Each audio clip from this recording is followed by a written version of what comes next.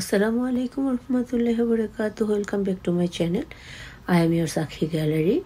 Today is a Jumma's day, some place, our Thursday. সে যাই হোক, তোমাদের সাথে আজকে একটা মেয়ের গল্প করব।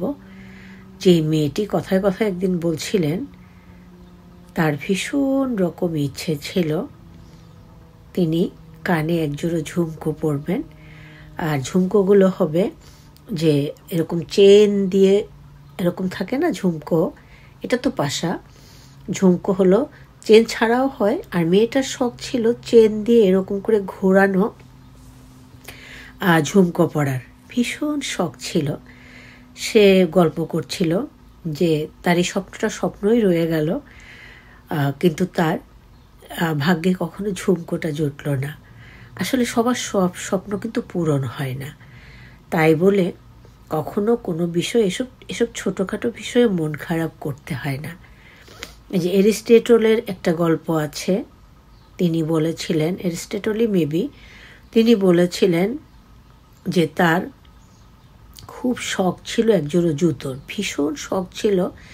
যখন তার শখটি পূরণ হয়নি সে খুব মন খারাপ করেছিল, কিন্তু সে যখন ঘর থেকে বেরিয়ে দেখলো একটা ছেলের দুটো পাই নেই, তখন তার সেই কষ্টটা কোথায় যে দূরে চলে গেল।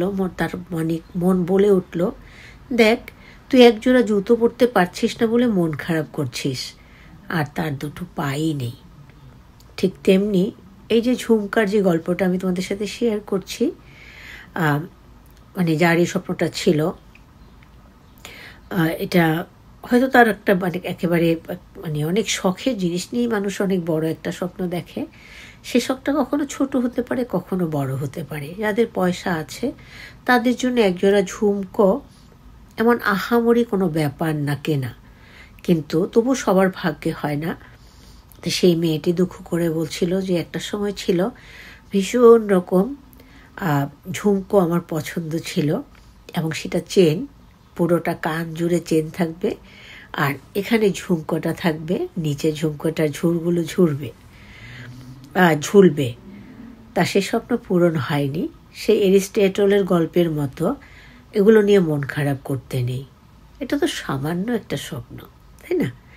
কারণ আল্লাহ পাক তো সব কিছুই সবাইকে দিয়ে দেন না।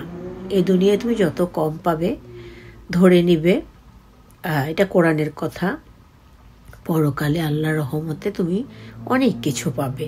আজকে সেই ঝুমকোর কথা মনে হওয়াতে তাড়াতাড়ি কানের মধ্যে পাশাগুলো গুজে দিয়ে, এ ধরনের ছোটোখাটো শখ বা যে কোনো শখ পূরণ না হলে তাৎক্ষণিক একটু মন খারাপ হয়, সেটাই স্বাভাবিক। থেকে থেকে মন খারাপ হয়, সেটাও স্বাভাবিক, কিন্তু তারপরে যেন আমরা আলহামদুলিল্লাহ বলি।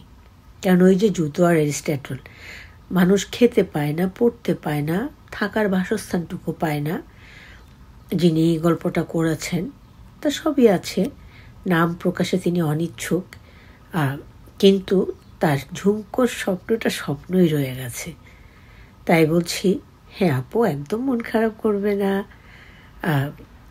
এক জীবনে ঝুমকা না হয় নাই পড়া হলো, তাই না? যখন মনে হলো যে এই ভিডিওটা করি, তখন দৌড়ে গিয়ে আমি পাশাগুলো পরলাম। এই পাশাগুলো আমার বোন, আমাকে অনেক ধরনের অনেক পাশা আছে আমার কাছে, আমি সেল করি। আমি দৌড়ে গিয়ে পাশাগুলো পরে আসলাম, যে এগুলো পরে একটু ভিডিও দিই, কারণ আমি আসলে কানে তেমন একটা কিছু পরি না, আমি শুতে পারি না কানে জিনিস পরলে। ছোট্ট ছোট্ট রিং, এবার আমার বোনরা আসার পরে আমি 2 জোড়া ছোট্ট রিং, যেগুলো হয়তো চোখে দেখতে গেলেও চশমা লাগবে, কিন্তু আই লাইক ইট। যাই হোক, আমার বোন বলছিল এত ছোট কিনিস, একটু বড় কিন। বললাম যে না, আমার বড় জিনিস ভালো লাগে না। যাই হোক, তখন ওই কথাটা আজকে হঠাৎ মনে হলো, কারণ এই মুহূর্তে আমাদের এখন বাজে বিকেল 7:15। এখানে প্রায় 8টায় মাগরিবের নামাজ হয়। দিন ক্রমান্বয়ে বড় হয়ে যাচ্ছে, রাত ছোট হয়ে যাচ্ছে, কেউই বাসায় নেই। ভাবলাম একটু ভিডিও করি। সবসময় ভিডিও করতে গেলে দেখা যায় সবাই মিলে কথা বলে, ভিডিওগুলোর মধ্যে নয়েজ আসে, কেউ কেউ বলেন যে এত সাউন্ড আসে, কিন্তু আসলে কিছু করার থাকে না। আজকে আমি একা তো, সেজন্য ভিডিওটা করলাম। আর যারা এগুলো কিনতে আগ্রহী আমার কাছে না, মানে ভ্যারাইটিস বিউটিফুল কালেকশন আছে, অর্নামেন্টসের, শাড়ির, সালোয়ার কামিজের। আর যেটা বলতে চাচ্ছি আরেকটা কথা, সেটা হলো আজকে আমি 2টো শাড়ি সেল করেছি, আলহামদুলিল্লাহ। আল্লাহ পাকের কাছে অনেক শুকরিয়া আদায় করছি। আর কি বলবো, সেই ঝুমকোর আপুর কথা মনে পড়াতে এই ভিডিওটা আমি দিলাম।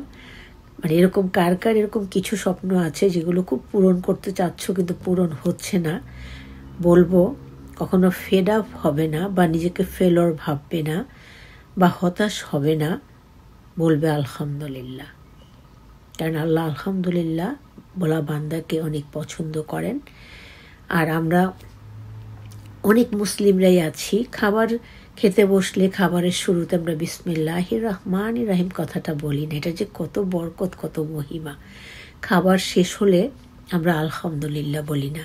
আমি যেটা করি, আমার ঘরে সবাইকে খাবার দেওয়ার, আমি ঘরে যখনই খাবার দিই সবাইকে, সাধারণত আল্লাহর রহমতে ভুল হয় না, আমি সবসময় আউযুবিল্লাহি মিনাশ শাইতানির রাজিম বিসমিল্লাহির রহমানির রহিম বলে খাবারগুলো দিই।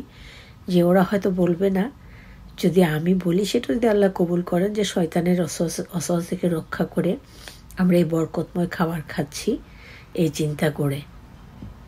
সবাই ভালো থাকবে আর সবাইকে ভালো রাখার চেষ্টা করবে, তাহলে আমরা মানে মনুষ্যত্ববোধে ভালো মানুষ হতে পারবো। আসসালামু আলাইকুম রহমতুল্লাহি ওয়া বারাকাতুহু।